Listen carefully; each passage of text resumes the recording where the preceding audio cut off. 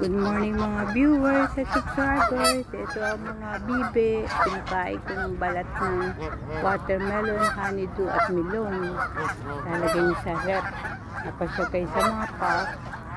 Ayan, kumakain sila dyan. Pinakain nila yan. Saka yung mga natuto yung mga prutas. Sasayang, ayokong tinatapon. Makain sa animals para sila dumami. Sila yung nakikita nyo lumilipad sa Himpapawid, sa California at saka sa San Francisco. Yung mga geese ay lumalango yun.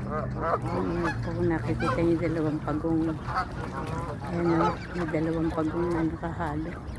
Litaw lang ang ulo. Mababait naman sila. Harmless. They are harmless. Yung pagong. Kakainin ng mami. Ayan. May mga napupunta dito. Yung dinadala nila mga chips. Mga chips ng mga natitira nila. Hindi naman na pwede pang kainin. Ilalagyan nyo lang ng clip yung mga hindi nyo nauubos.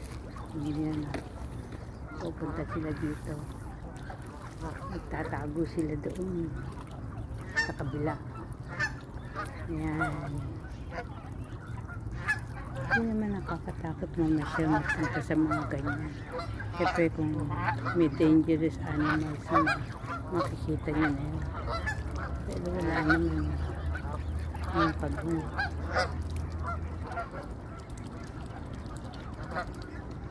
Dami nila. Nakatuwa. Wow. Ayun na, lumilipad sila. Ang dami silang pinag-uusapan. Mukhang nangyarali na itong mga to. Hindi daw sila ata nakakain.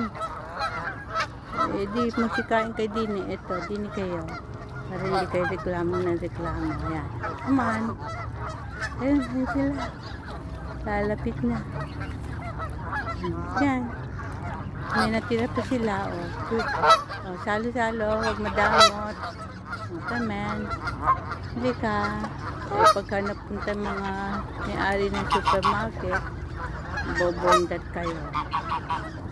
Wala, yan. Kesa itapon nila. Mainit na dito. I need to end up my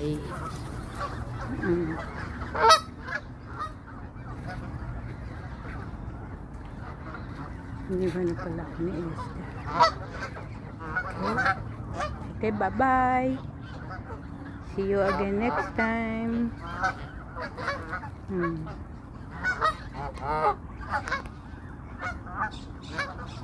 Kausap natin.